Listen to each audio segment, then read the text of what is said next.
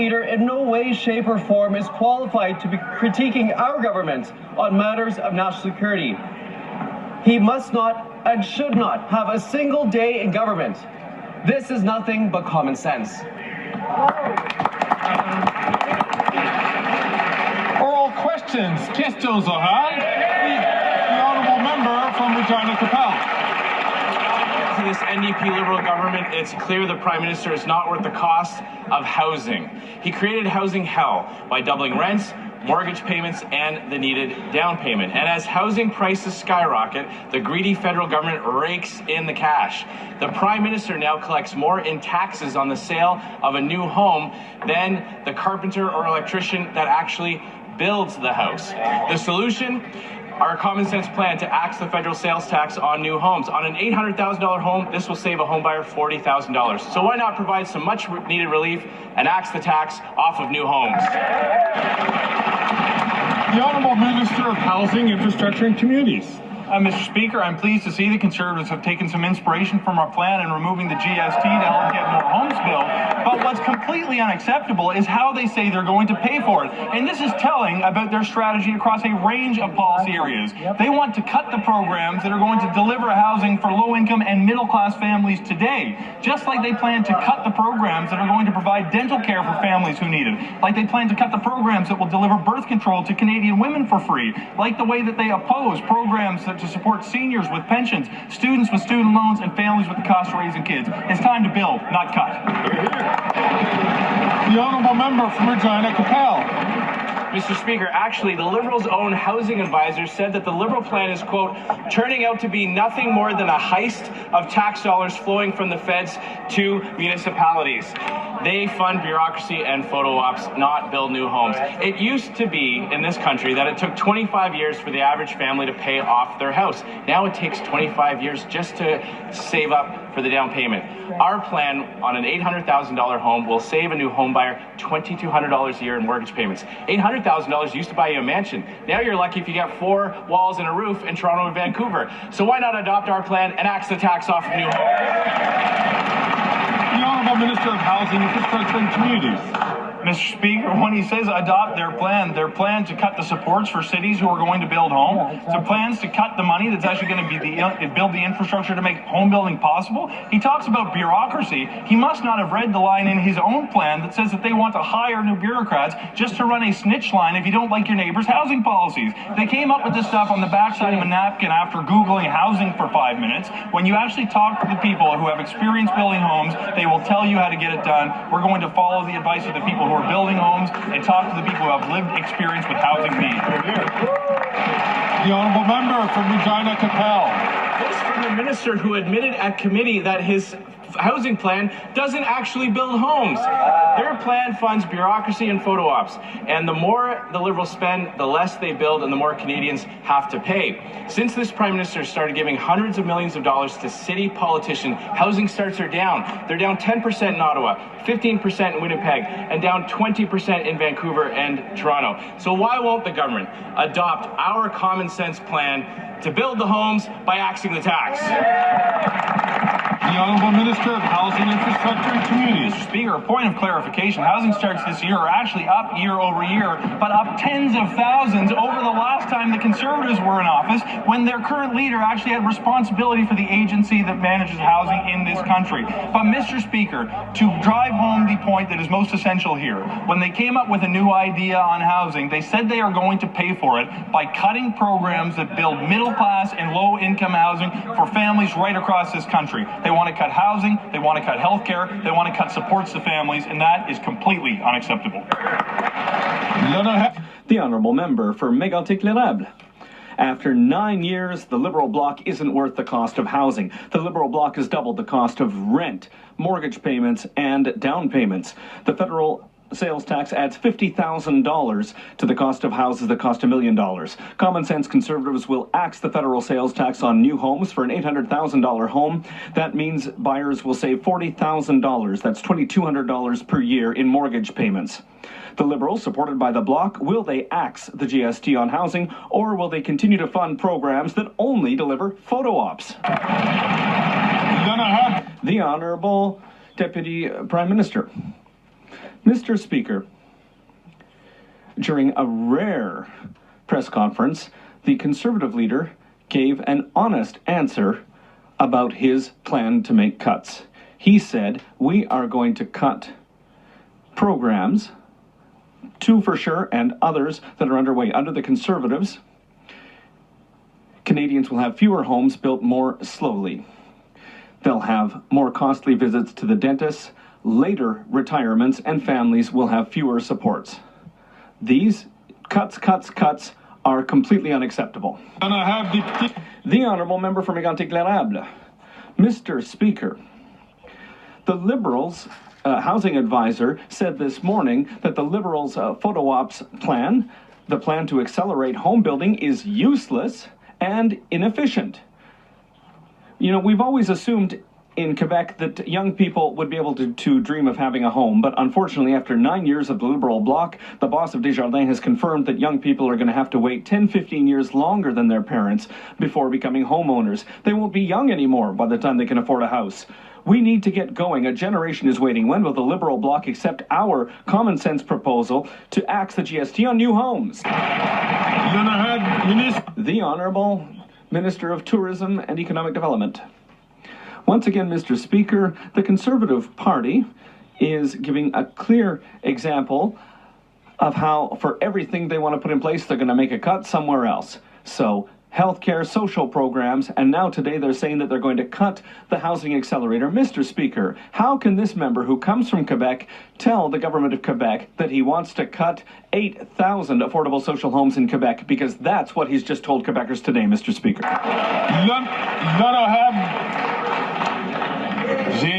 I would invite honourable members, if they wish to ask questions, to please put their name on the lists. And the Speaker will be very happy to recognize them. The Honourable Member for La Prairie. Everyone in Quebec is worried about our ability to welcome so many asylum seekers. But the number of asylum requests might go up because there are elections coming up in the United States in 8 days, and Trump has promised, as he said yesterday in New York, that as of day one, he'll launch the biggest program of deportation in the history of the country. He said he would deport up to 18 million people. Many Americans are very worried about this, but it should also worry the federal government. Does the government have a plan if migration from the United States suddenly becomes a flood? The Honourable Minister of Immigration. Yes. The Honourable Member for La Prairie.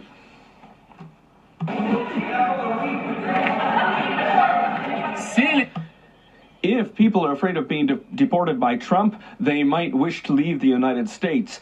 They could be many to consider going north instead of south. And remember, the last time that Trump promised deportations, it started off what we saw at Roxham Road, and we're still living with the consequences of that 7 years later. Governing means planning. It's not just saying yes. So without assuming what the results of the election will be, can the government please reassure us that there's a plan in case there's a massive increase in the number of asylum seekers, and not just say yes? The Honourable Minister of Immigration Citizenship. Well, once again, Mr. Speaker, yes, we have a plan. The reality is that we've always managed the border with the United States, and it'll continue to be that way after the upcoming election. The Honourable Member from Vancouver East. Abortion care is under threat in Canada. Women don't want more liberal talking points. They want protection. Women and gender diverse people are seeing hateful anti-choice rhetoric creep into Parliament, spread by the Conservatives under their leaders' watch. Right. Clinic 554 closed in New Brunswick, and abortion care across Canada has been chipped away at. So while the Liberals' words are nice, their lack of action is dangerous. Will the Liberals stop their grandstanding and start making sure every person in Canada has equal access to abortion care? The Honourable Minister of Health. Yes, Mr. Speaker, absolutely. That's exactly what we're doing and working with provinces and territories to make sure that the investments that we have in sexual health are there to make sure that women have access to an abortion. That's why we're advancing the work we're doing on pharmacare to make sure that women have both the contraception and access that they need. But on the point, and this is an extremely important point, when the Conservatives have such a huge number of people in their caucus who are anti-choice, who are standing up against women's rights, we have to call that out. A woman has full autonomy and right over her body. There is no member of this legislature or anybody who should claim to have authority over a woman's body. The Honourable Member from North Island, Powell River. Mr. Speaker, it's very hard to implement a right when the Liberals don't assure access. Women are scared. They're seeing Conservatives attack their right to choose. Meanwhile, the Liberals have allowed Conservative premiers to chip away at abortion care, making it nearly inaccessible in some provinces. When women and gender-diverse Canadians are sick of hearing these pretty words from the Liberals, and they sure don't want their health care in the hands of the Conservatives. They want their right to choose to be protected. Will the Liberals support the NDP in making sure abortion care is fully accessible for...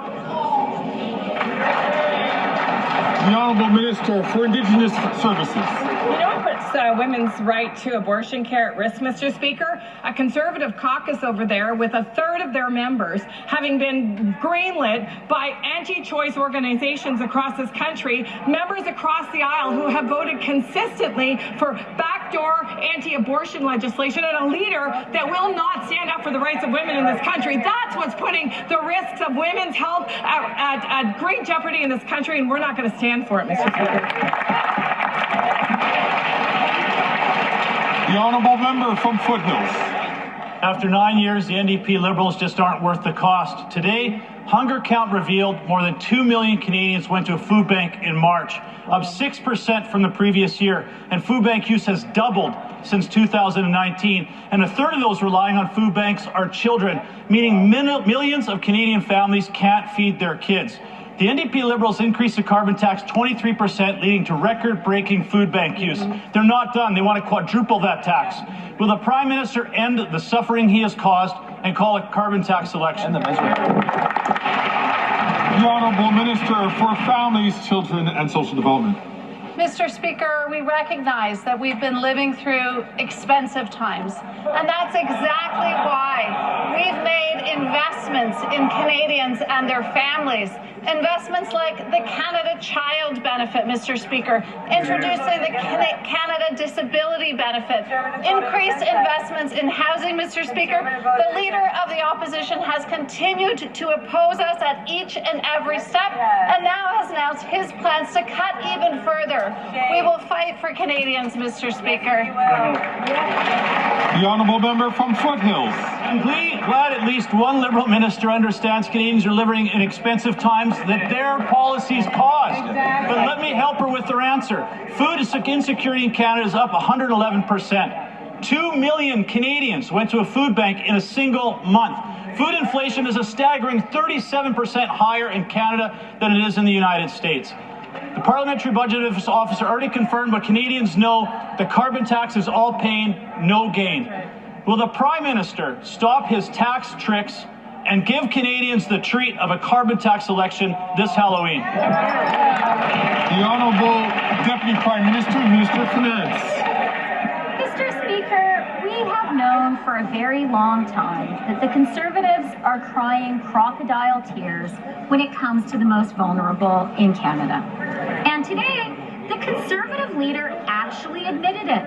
He said, and I quote, "We're going to cut 2 programs for sure and more beyond that."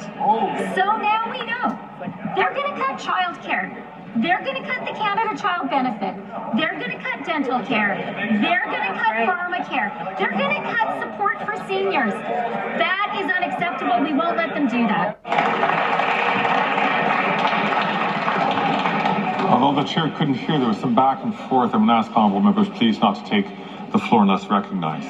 The honourable member from Calgary Forest Lawn. After 9 years of this NDP government, they're not worth the cost or hunger. Food Banks Canada came out with a report that more than 2 million Canadians visited a food bank in March, a 6% increase from last year. 1 in 5 of those food bank users are workers, 70% are renters, and as Canadians' incomes decline, this government doubled housing costs and rent.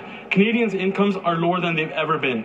And starving Canadians further that this woke NDP Prime Minister will quadruple their carbon tax scam. Why not just call a carbon tax election now and let Canadians decide? The Honourable Minister of Health. Mr. Speaker, the truth is that everywhere in the world, the costs of living have been incredibly difficult to deal with. And the Conservative solution to cut the things that provide vulnerable people support will put them in a much worse position. And let me put it into clarity. The earlier question referenced the United States. Do you know in the United States that the life expectancy is 5 years lower? Did you know in the United States that the average citizen has 6 more years in illness and disease? That's what their cuts would bring. That's the truth of what they're offering, and that's why we oppose their agenda. The honourable member from Calgary Forest Lawn. This is the health minister that brought scurvy back to Canada. And they don't want to talk about the 2 million Canadians that they sent into a food bank in a single month, a third of which are children. They don't want to talk about going down the path of their radical plan to quadruple the carbon tax when they know 1 in 4 Canadians are already skipping meals and 1 in 5 food bank users are workers. They also don't want to talk about the fact that their plan was to always double housing costs. Why don't they just do everyone a favor? Why don't these economic arsonists stop gaslighting Canadians and call a carbon tax election now? The Honourable Minister of Health. Mr. Speaker, what else is back? Tuberculosis, measles, syphilis. Why does this happen?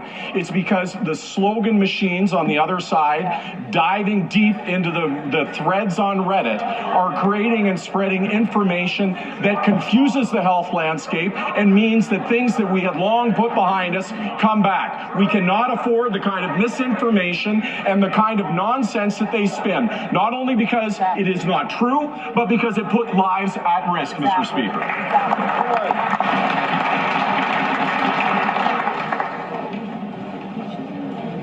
The honourable member from Peterborough-Kawartha. After 9 years, the NDP Liberals are not worth the cost. Today, Food Banks Canada released their 2024 hunger count, and the stats are heartbreaking and record-breaking. Over 2 million Canadians used a food bank in 1 month. 700,000 of those users in 1 month in Canada were children. And what's his Prime Minister's response? Well, he's going to drive up the cost of food even more by quadrupling the carbon tax. Canadians can't afford him. His caucus doesn't want him. So why doesn't he let Canadians decide what they want and call a carbon tax election? The Honourable Leader of the Government in the House of Commons. Thank you, Mr. Speaker. Mr. Speaker, when Canadians are facing tough times, what should a government do? They should provide programs that provide supports to them, like the Canada Child Benefit, like making childcare more affordable, like dental care for seniors and vulnerable Canadians. But what is the Conservative plan? Well, it's to cut those programs. It's to take away the very supports that Canadians rely on when times are tough. Mr. Speaker, we know the Conservative plan, and it's to balance the books on the backs of Canadians. Mr. Speaker, we won't stand for that. We're going to stand for Canadians. Thank you. Very good. The honourable member from Peterborough-Kawartha. Mr. Speaker, Canadians will not stand for that gaslighting. After 5 years, in the last 5 years, food bank usage has doubled. It is the highest in history. People who used to volunteer at the food bank are now lining up to use it. Food banks are running out of food in Canada. Mr. Speaker, please, for the love of God, let them call a carbon tax election. This Prime Minister doesn't seem to understand the human consequences of his policies, that when you tax the farmer who grows the food, the trucker who ships the food, you end up taxing the Canadian who has to buy the food into poverty. Enough. Call a carbon tax election. The Honourable Leader of the Government in the House of Commons. $7,782 a year tax-free. That's the Canada Child Benefit that has helped lift over 450,000 children out of poverty. What that member is calling gaslighting is real money that's helping real Canadians. Who's doing the gaslighting, Mr. Speaker? It's the Conservative members of Parliament that want to sell slogans instead of solutions. It's them who say that they can fix things while cutting the services and the programs that Canadians rely on. We're going to do real things that help real people. That's what we do on this side of the House. Beautiful! Ask the honourable member from Dufferin-Caledon, please, to not take the microphone, not take the floor unless he's recognized by the Speaker. The honourable member from Okan. On October 30th, Quebec will finally allow advanced requests for medical assistance in dying. And yet the health minister is still setting up roadblocks. Last week, he said that Quebec was moving too quickly, and he even suggested that it was possible that he might challenge the move. Mr. Speaker, Quebec isn't going too quickly. It's been preparing for years, and for years, patients like Sandra de Montigny have been fighting for this day. Will the minister cooperate instead of setting up roadblocks? The Honourable Minister of Health.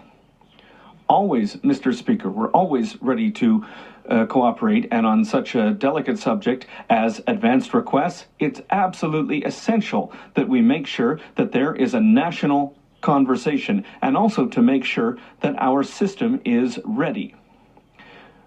We need to make sure that we take the time necessary with this subject, because it's absolutely essential to make sure that the right choice is made. The honourable member from Okan. October 30th is in 2 days, and the federal government is still denying access to end-of-life care. For months, 6 professional orders have been asking for the criminal code to be harmonized with Quebec's law. We're 2 days from the deadline, and because the federal government has done nothing, there are doctors who are worried about the legal limbo around this issue. Will the federal government modify the criminal code and stop endangering access to care for sick patients? The Honourable Minister of Justice and Attorney General. I appreciate the question, and I appreciate the member across the way and his hard work on this issue. What I want to note is what the Minister of Healthcare said a moment ago. We are very aware of what the government of Quebec wants to do. We are also aware that we need to consult all the other provinces to make sure that we move forward with a national consensus on this issue. That is the best way to move forward. It's the method that we've used so far. It will continue to work this way. The honourable member from Okan. The Bloc Québécois isn't calling for preferential treatment in the criminal code. It's a way forward to make sure that there's a proper legal framework in place for end-of-life care. Our bill, C-390, would allow provinces that have set a law and which are ready to move forward without risk with advance request. It respects the rhythm that the provinces are working at. It shows respect for healthcare professionals and respect for patients who want to make decisions regarding their own body and their own care. The government's been dragging its feet for 1.5 years. When will it act? The Honourable Minister of Health. Well, thank you, Mr. Speaker.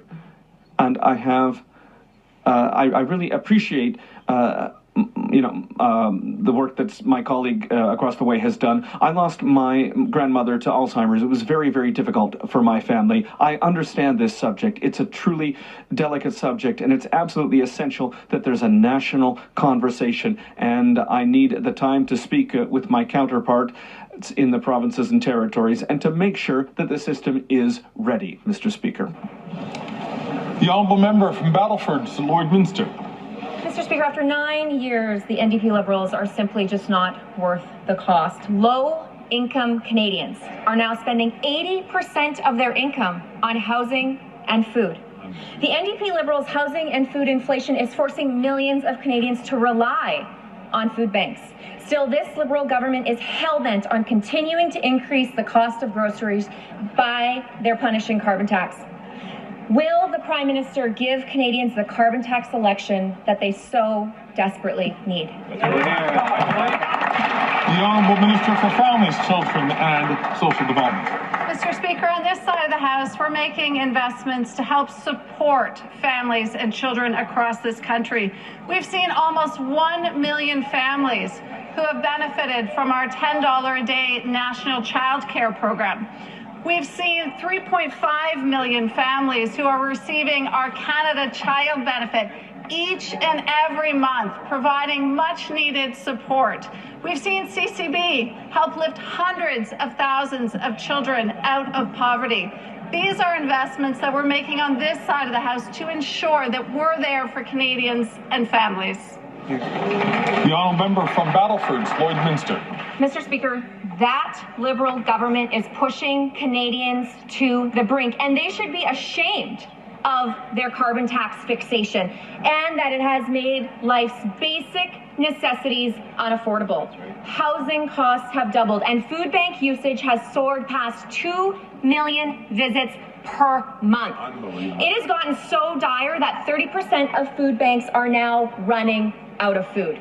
Mr. Speaker, it's quite simple. Will the Prime Minister call a carbon tax election so that Conservatives can offer Canadians some relief?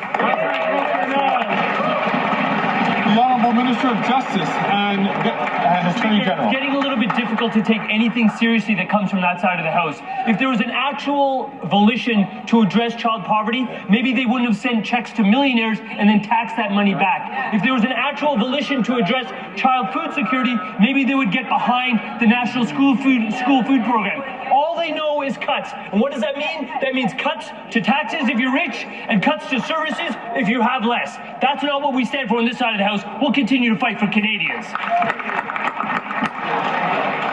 The honourable member from Cumberland Colchester. After 9 years, the NDP Liberals are not worth the cost, and Canadians are hurting. This government has made life miserable for Nova Scotians with their crushing carbon tax that has increased food prices by 23%. And of course, on top of that, they plan to quadruple the carbon tax. What's the result? 53% more Nova Scotians are going to food banks now than 5 years ago. Almost 40,000 Nova Scotians rely on food banks every month, 12,000 of whom are children. Will the Prime Minister call a carbon tax election? The Honourable Minister for Housing, Infrastructure and Communities. Mr. Speaker, it is extremely difficult to take a question of that nature from a Conservative member who himself goes on trips worth tens of thousands of dollars, sipping $1,700 bottles of champagne, while at the same time comes to Ottawa so he can oppose policies that give free food to kids in school. Hear, hear.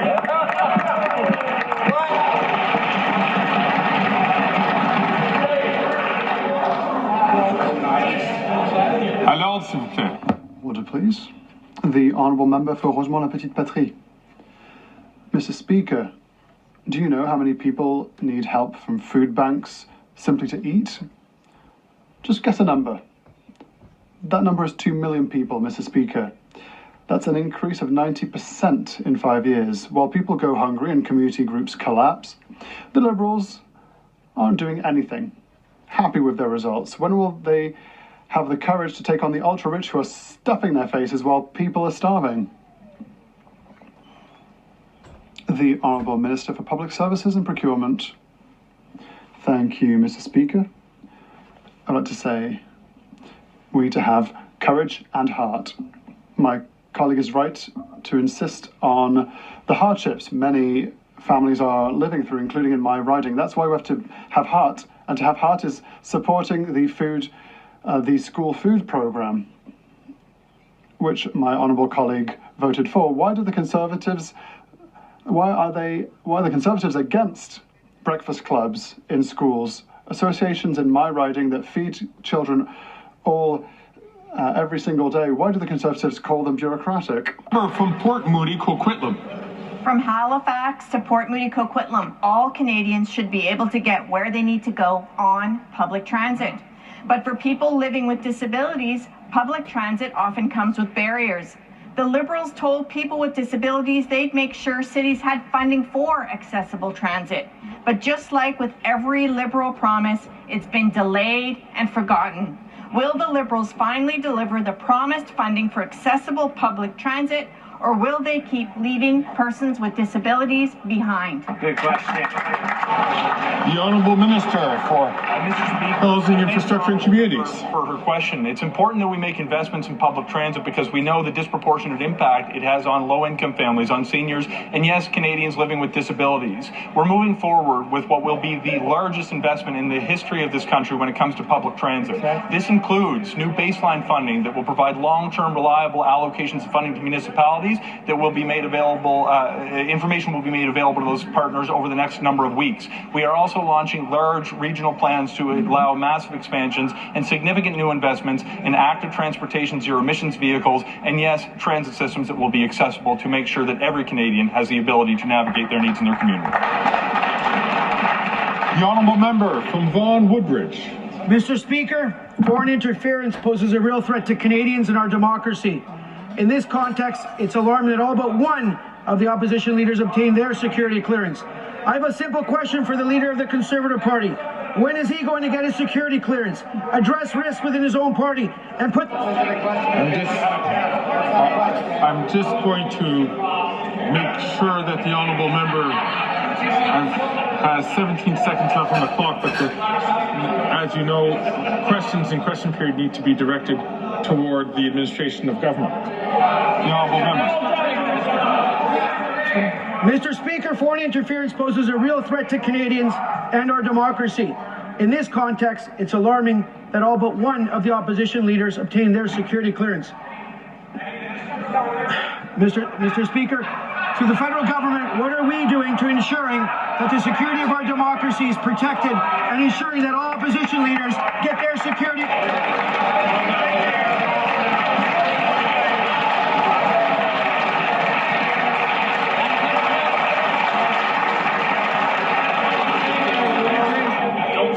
The Honourable Order.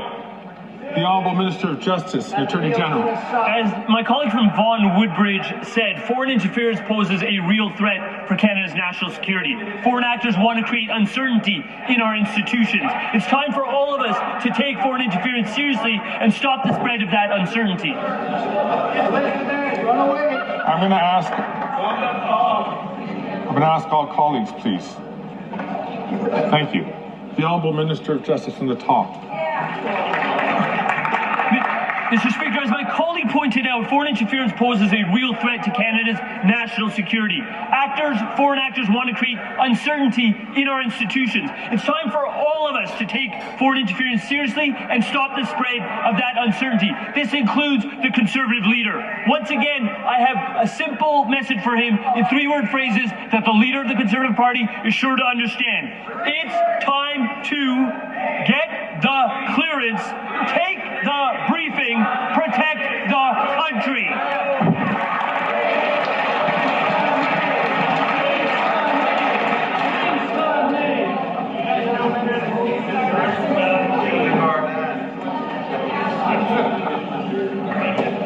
The Honourable Member from Kelowna Lake Country.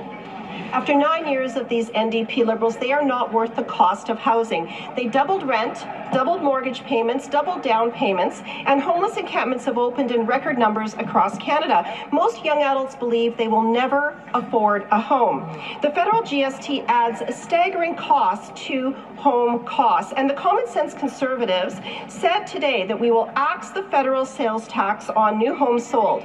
For example, on an $800,000 house, this will save home buyers $40,000. Wow. Will the NDP Liberals axe the federal tax on housing, or will they continue to fund their housing photo op programs? The Honourable Minister of Housing, Infrastructure and Communities.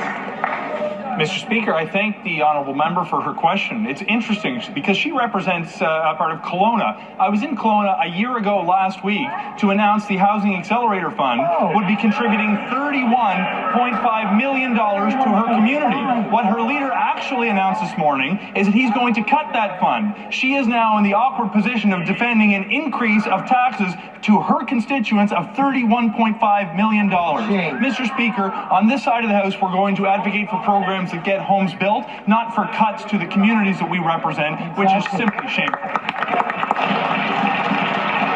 The Honourable Member from Kelowna Lake Country.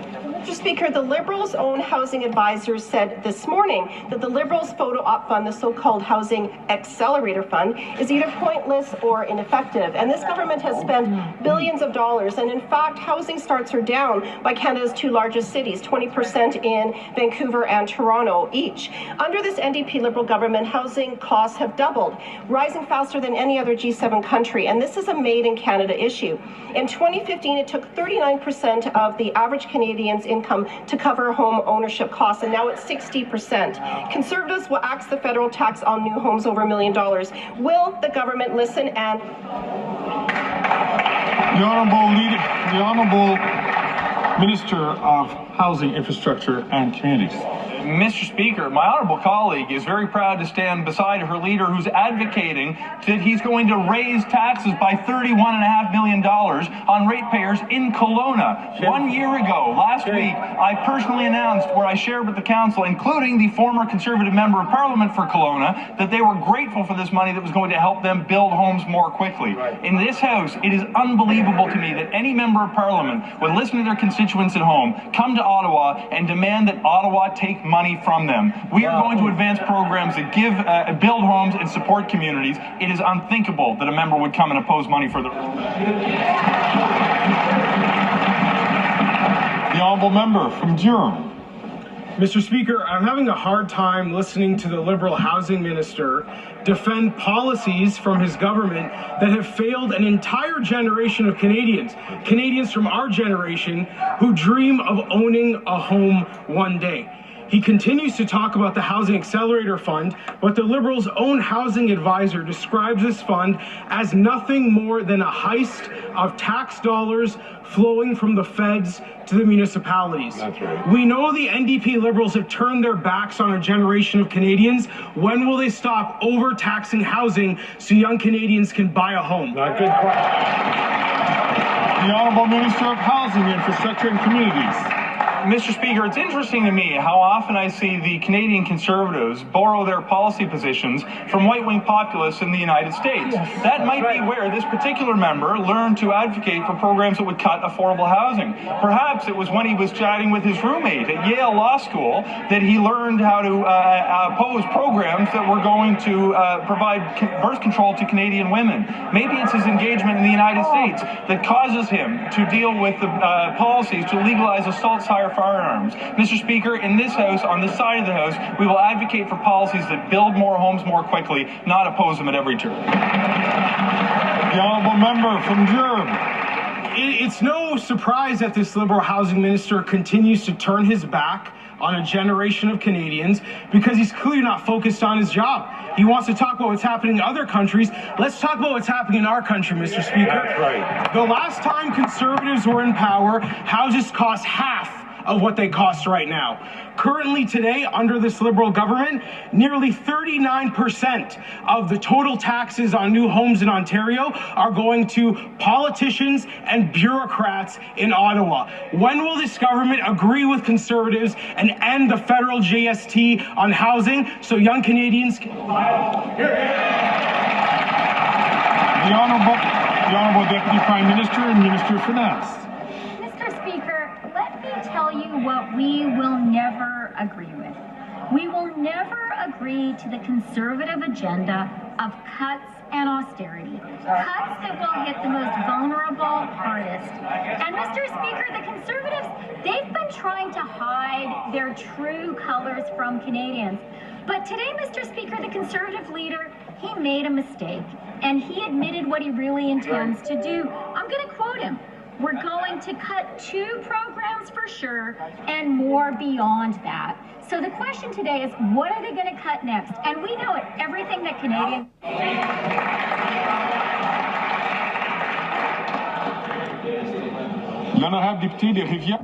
The Honourable Member for Rivière-du-Nord. Mr. Speaker, one of the most powerful and dangerous criminal groups are the Arab Power Group, the 2 leaders of which are locked up in prison. And yet it is from federal penitentiaries, that Younes Aitaki, the leader of the criminal group, and Sylvain Kabouchi's number 2 run their operations. Arsons, protection rackets, murder. Nothing stops these new criminal organizations, especially not being in federal prison, apparently. Can the minister explain how gangs that sow terror and death in the streets of Montreal can be run from federal prisons? The Honourable Minister for Public Safety. Mr. Speaker, of course I share my colleagues' concerns. These are concerns that are shared by everyone in this House.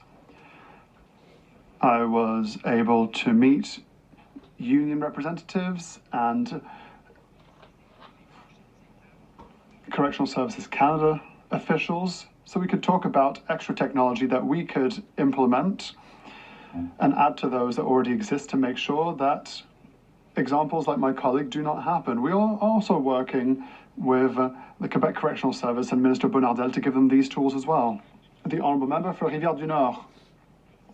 Mr. Speaker, according to Kingpin Gregory Woolley, who was himself murdered in the parking lot of a community health centre in the presence of his wife and their child, the Arab Power Group is out of control and the next gang war will be a bloodbath.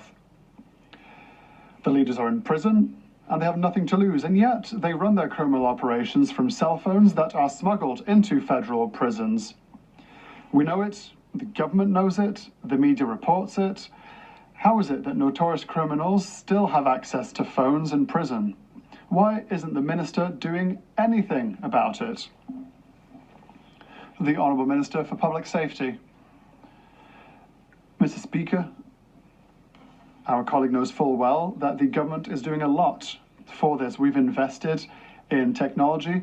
I myself went to a federal prison in Quebec and I saw the technology that exists. I saw how we can stop drones from reaching prisons. Of course, we won't talk about the implemented technology because information is not public, because that would give criminal gangs information to circumvent our measures. We will continue to invest in these technologies and we will do everything that is necessary to protect people in prisons and outside. The Honourable Member for Lévis-Lotbinière. Mr. Speaker, after 9 years, the Liberal Bloc is proving every day that it is not worth the cost of housing. The Liberal Bloc doubled rents, mortgage payments and down payments. Only the common sense Conservatives will eliminate the federal sales tax on new homes. That's $40,000 in savings or $2,200 a year in mortgage payments on an $800,000 home. Mr. Speaker, will the Bloc-supported Liberals have the courage to abolish the federal sales tax on housing, or will they continue to fund their photo-op programs? The Honourable Minister for Tourism. Mr. Speaker, I have a question for my dear colleague across the way. What will the answer to Quebecers who, when he says that to gain access to property, he and his party will cut social and affordable housing programs? What will his answer be for Quebecers when he will have to announcement that he will cut the 8,000 social housing units in his riding? On this side of this House, we give access to housing, but we give a roof to the most vulnerable, Mr. Speaker. The Honourable Member for Lévis-Lotbinière. Mr. Speaker, under the previous Conservative government, our leader built 195,000 housing units. At the time, the proportion of a family's average income spent on housing was 39%. Today, it is 60%, Mr. Speaker. The Liberals' failed housing policies have ruined Canadians' purchasing power. Mr. Speaker, the $8 billion Liberal programs have doubled the cost of rents, mortgages and down payments in 9 years. When will the Liberals and the Bloc call an election to finally give Canadians affordable housing? The Honourable Minister for Public Services and Procurement. Well, thank you, Mr. Speaker. My colleague perhaps doesn't know this yet. He keeps talking about affordable housing. Perhaps he should check the statistics. The answer given to information asked last year, 6 affordable housing units that the Conservative leader built when he was housing minister throughout the country. So I'd like to ask him how only 6 were built. But these 6 housing units can't even be found. We've been trying to find them. We can't find them, Mr. Speaker. It beggars belief. The Honourable Member for Charlebourg-Haute-Saint-Charles.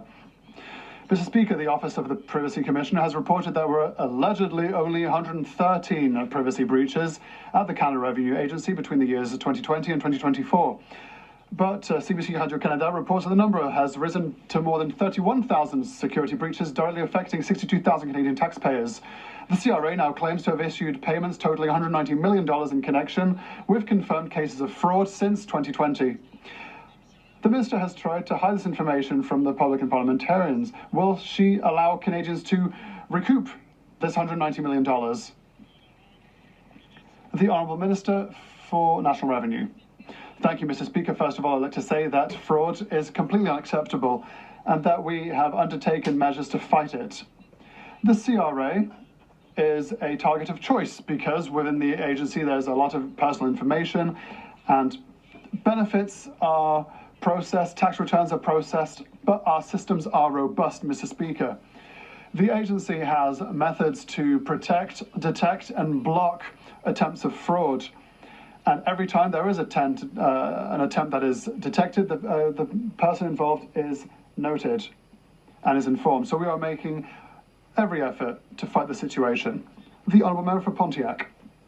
Mr. Speaker, over 30 years ago, the Supreme Court of Canada established the right to abortion in Canada in a safe way for their reproductive health. But today I'm concerned. I'm concerned because Conservative MPs continue to put forth petitions and bills. Some are even going to Florida to anti-choice rallies. It's not their business, Mr. Speaker. Can the Minister of Economic Development today reaffirm the government's commitment to supporting women's reproductive health and women's rights as a whole? The Honourable Minister for Tourism. Mr. Speaker, when we talk about the right of women to choose, women are concerned. From coast to coast to coast, I'd like to commend the courage of the MP for Richmond Athabasca, who unveiled the Conservative Party's hidden agenda. He said, I've seen a rise in the number of pro-life MPs within the organisation, strong members who influence policy. One of the Conservatives' hidden agendas is to elect anti-choice candidates and adopt anti-choice laws. On this side of the House, we're protecting the right of women, and we reject anti-choice candidates. That is what it looks like to defend women truly. The Honourable Member from Simcoe North. Mr. Speaker, after 9 years of this Liberal government, this Prime Minister is not worth the cost. In the latest scandal to hit the Canada Revenue Agency, over 60,000 taxpayers had their personal private information hacked. Not only are these individuals' information floating around on the internet, it also costs taxpayers money. Over $190 million have been improperly paid to scam artists because of privacy breaches at Revenue Canada. Will the minister get information, call in the RCMP about this privacy breach, and so that taxpayers can be repaid?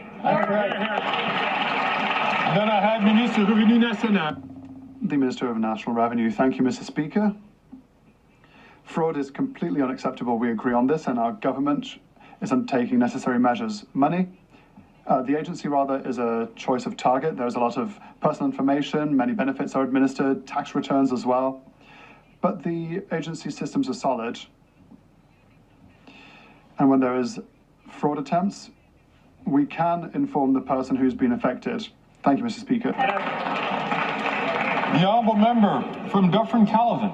Unifor Local 1541 has been without a contract since March of 2023, and they've been on strike for almost 6 months. The employer has called Canadian workers lazy, refused to negotiate a wage increase, refused to bargain, and is effectively trying to bust the union. The union met with this NDP Liberal minister almost 2 months ago and took the unprecedented step of asking the minister to intervene. His response, crickets. Why is this NDP Liberal minister abandoning Unifor Local 1541? Good question. The Honourable Minister of Labour and for Seniors. Mr. Speaker, the government, of course, is monitoring the situation closely, indeed daily. Mediators are working with the parties and available to assist at any time, and we urge them to continue their efforts to reach agreements.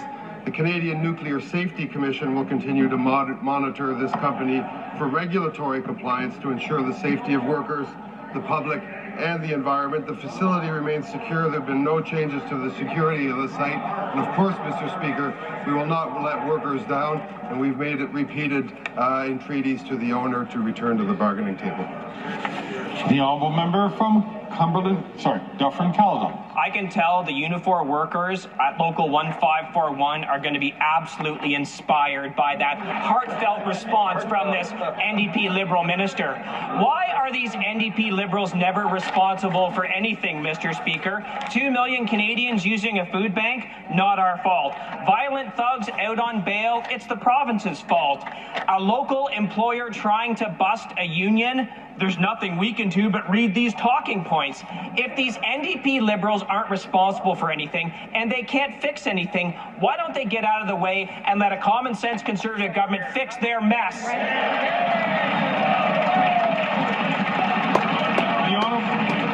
The Honourable Minister for Labour and for Seniors. We'll take no lessons from this Right to Work Conservative Party in terms of labour relations in Canada.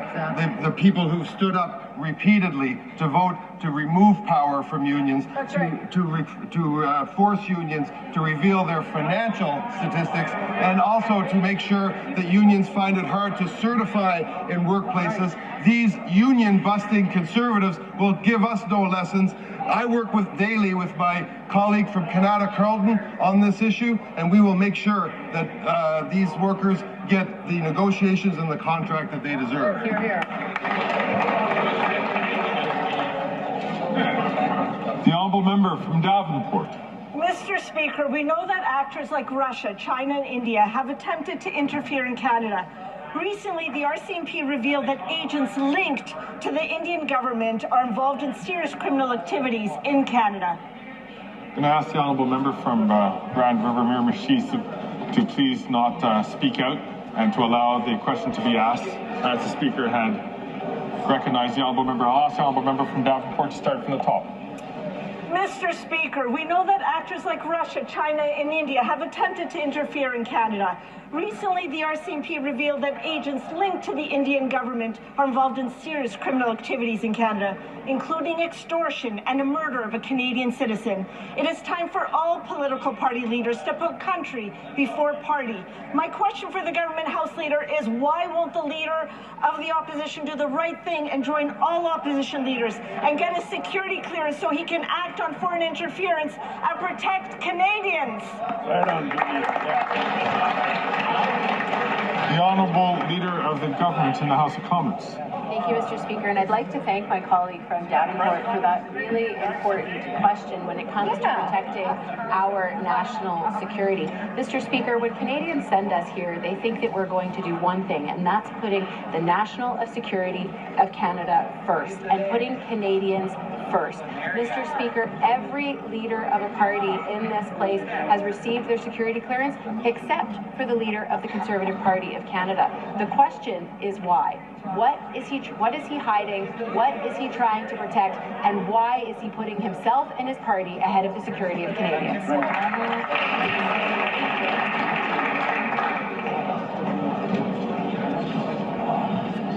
The honourable member from Windsor West. Mr. Speaker, under this Liberal government, multi-billion-dollar companies feel emboldened to use shady tactics to rip off Canadians. After this government rubber-stamped the Rogers takeover of Shaw, they promised lower costs but have snuck in price hikes for Canadians. The Liberals have done nothing to protect people. Instead, they rewarded Rogers with over $165 million in federal money. Rogers must be put on notice, reverse the cuts, or be banned from federal contracts. Will the Liberals have the courage to do it? Yes or no? The Honourable Parliamentary Secretary. Thank you, Mr. Speaker. Our government's top priority from day one is making life more affordable for Canadians, and we're focused on increasing competition and lowering prices in the telecom sector. Since 2023, we're holding companies like Rogers accountable by eliminating switching fees and attacking extra and unnecessary fees, so Canadian consumers are empowered to find a plan that works for them. On this side of the aisle, we're standing up for Canadian consumers by helping them regain their negotiating power. Thank you. The Honourable Member for Richmond Athabasca. Mr. Speaker, it has been reported that CBC Radio Canada handed out $18 million in bonuses to executives in 2024. That's quite the situation. Executives are receiving multi-million-dollar bonuses, whilst hundreds of employees are losing their jobs. Yet the public broadcaster is demanding ever greater subsidies year after year to do its job. All this is damaging the reputation of CBC Radio Canada and all its workers. My question to the Prime Minister is simple. Does he agree with these bonuses? And if not, what does he intend to do to put an end to them? The Honourable Minister for the Environment and Climate Change. Thank you, Mr. Speaker. I'd like to thank my colleague for Richmond, Athabasca, for his question, but also for his courage in denouncing the Conservative Party of Canada and its positions when it comes to the right of women to choose. I would also like to remind him that CBC Radio Canada is an arm's-length organisation that manages its own budget, and that is the reason for which we've created a society where the government, including the potential Conservative government, will not be able to butt into their decision-making. Chers collègues,